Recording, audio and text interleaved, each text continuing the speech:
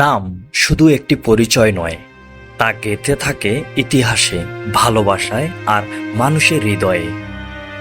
2009 সালে গাইবান্ধার স্টেডিয়ামটির নামকরণ করা হয় জাতীয় সংসদের প্রথম স্পিকার ও গাইবান্ধার গর্বিত সন্তান শাহ আব্দুল হামিদের নামে। আর আজ এই স্টেডিয়াম আবার ফিরে পেয়েছে তার আগের পরিচয়, গাইবান্ধা জেলা স্টেডিয়াম। এই পরিবর্তন নিয়ে চলছে আলোচনা, ভাবনা এবং কিছু প্রশ্ন।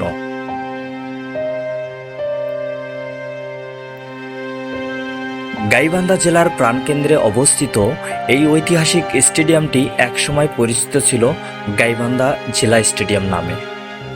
2009 সালে জাতীয় সংসদের প্রথম স্পিকার মহান মুক্তিযোদ্ধা শাহ আব্দুল হামিদের প্রতি শ্রদ্ধা জানিয়ে এর নামকরণ করা হয় শাহ আব্দুল হামিদ স্টেডিয়াম।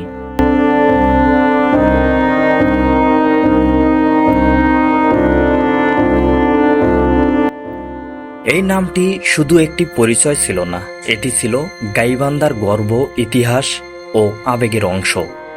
তবে সম্প্রতি সংশ্লিষ্ট কর্তৃপক্ষের সিদ্ধান্ত অনুযায়ী স্টেডিয়ামটির নাম আবার পরিবর্তন করে রাখা হয়েছে তার পুরনো নাম গাইবান্ধা জেলা স্টেডিয়াম।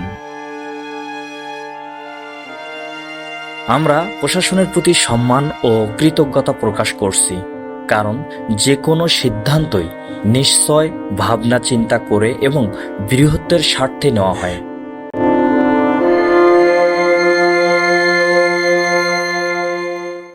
প্রশাসনের এই পদক্ষেপের পেছনে হয়তো রয়েছে নীতিগত ও নীতিমালা সংক্রান্ত কোনো বিষয়, যা এখনো আনুষ্ঠানিকভাবে প্রকাশিত হয়নি।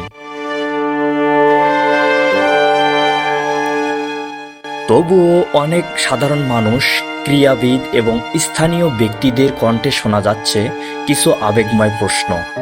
তারা বলছেন, শাহ আব্দুল হামিদ ছিলেন গাইবান্ধার ইতিহাসের গর্বিত অধ্যায়। তার নাম স্টেডিয়াম সাথে জড়িত থাকাটা ছিল প্রজন্মের জন্য এক প্রেরণা।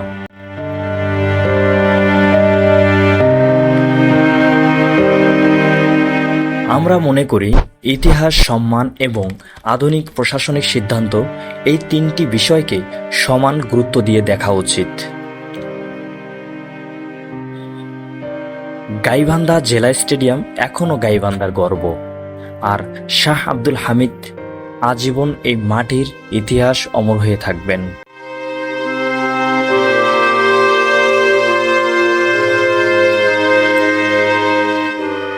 আপনাদের মতামত আমাদের কাছে গুরুত্বপূর্ণ। নাম পরিবর্তনের বিষয়ে আপনি কি ভাবছেন কমেন্টে জানাতে ভুলবেন না। ভিডিওটি ভালো লাগলে লাইক দিন, শেয়ার করুন আর আমাদের চ্যানেল অলস কলমকে সাবস্ক্রাইব করুন।